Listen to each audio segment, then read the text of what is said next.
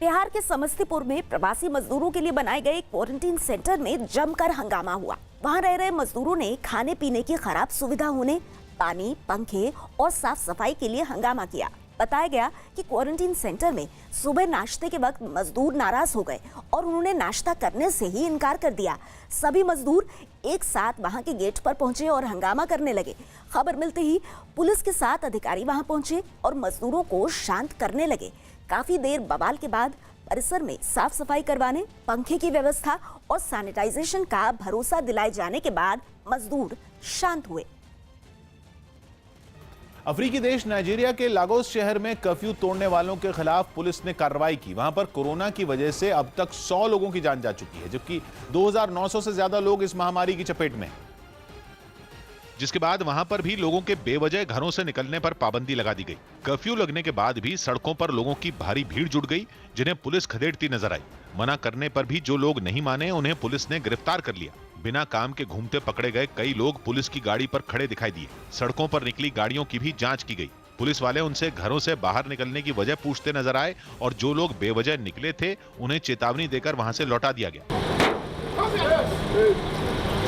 Corona की वजह से वहां पर भी लॉकडाउन लागू है। हालांकि कुछ शहरों में हालात सुधरने के बाद लोगों को पाबंदियों में छूट दे दी गई, लेकिन भीड़ जुटाने और बिना काम के घूमने पर अब भी रोक है। हरियाणा के करनाल में एक दूल्हा दुल्हन ने कोरोना के बढ़ते खतरे को देखते हुए मास्क लगाकर शादी की। कुछ ही लोगों की मौजूदगी में मास्क लगाए दूल्हे और दुल्हन ने शादी की रस्मों को निभाया।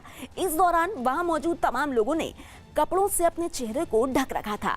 शादी के बाद दूल्हे ने बताया कि उनकी शादी काफी पहले ही तय हो गई थी, लेकिन लॉकडाउन की वजह से बारात लेकर जाना मुमकिन नहीं था और प्रशासन से इजाजत मांगने पर सिर्फ 5 लोग लेकर ही जाने की इजाजत मिली, जिसके बाद दुल्हन के घर पहुंचकर शादी की रस्मों को पूरा किया गया।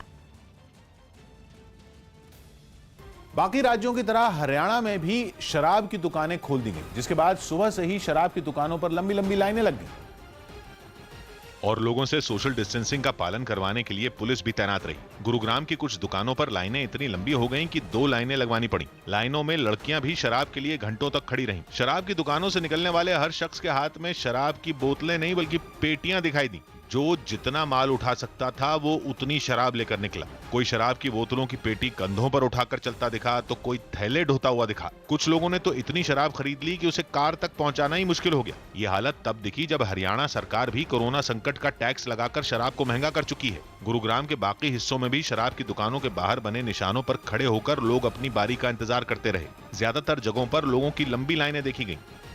लेकिन हरियाणा के कुछ शहर ऐसे भी हैं जहां शराब की दुकानों के बाहर एक भी खरीदार नहीं दिखा। कुछ जगहों पर घंटों तक दुकानदार ग्राहकों का इंतजार करते रहे।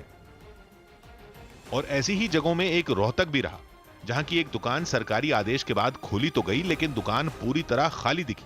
पूरी दुकान में शराब की एक भी बोतल नहीं दिखी। लोग देखकर हैरान रह गए कि लॉकडाउन के दौरान दुकान खाली कैसे हो गई। कुछ ऐसा ही हाल अंबाला का रहा। अंबाला में भी कई दुकानें बिल्कुल खाली दिखी।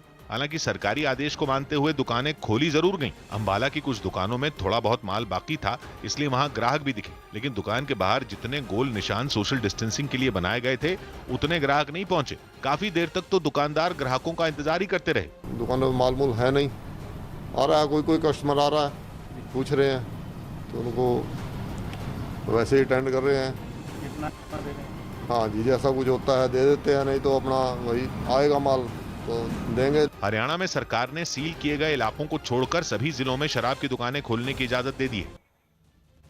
हरियाणा के करनाल में कोरोना के एक संदिग्ध मरीज ने अस्पताल की 4थी मंजिल से कूदकर खुदकुशी की कोशिश की।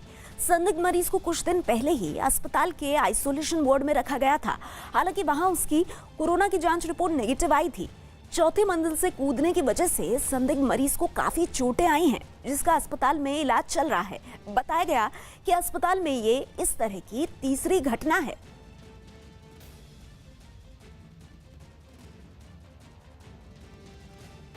दिल्ली और पंजाब की तरह उत्तर प्रदेश में भी पेट्रोल और डीजल महंगा हो गया। कोरोना की वजह से सरकारी खजाने में आई गिरावट को देखते हुए सरकार ने यह फैसला लिया, जिसके तहत राज्य में पेट्रोल और डीजल की कीमतें बढ़ा दी गई। लोगों ने सरकार के फैसले पर नाराजगी भी जताई। पेट्रोल बिना काम नहीं चल पा रहा है, इसलिए हमको लगता है पेट्रोल पे शायद नहीं बढ़ाना चाहिए। गाड़ी से चलना है तो पेट्रोल तो भराना ही है, ठीक है, चाहे 1.5 रुपए बढ़े चाहे 2 रुपए। पेट्रोल और डीजल पर वैट बढ़ाने के फैसले पर मंत्री सुरेश खन्ना की तरफ से सफाई दी गई। वर्तमान परिस्थितियों को देखते हुए हमारे लिए आवश्यक था कि हम अतिरिक्त संसाधन जुटाएं। उत्तर प्रदेश सरकार की दलील है कि कोरोना से हुए आर्थिक नुकसान की भरपाई के लिए पेट्रोल और डीजल की कीमतें बढ़ाई गई। सरकार ने पेट्रोल पर 2 रुपए प्रति लीटर वैट बढ़ा दिया है। इस फैसले के बाद राज्य में 1 लीटर पेट्रोल की कीमत 73 रुपए 91 पैसे हो गई है। इसी तरह डीजल पर 1 रुपए प्रति लीटर वैट बढ़ाया गया है। वैट में बढ़ोतरी के बाद अब उत्तर प्रदेश में 1 लीटर डीजल की कीमत 63 रुपए 86 पैसे हो गई। दिल्ली के रोहिणी इलाके में पुलिस पर लॉकडाउन का पालन करवाने के दौरान एक नाबालिग बच्चे की हत्या का आरोप लग रहा है।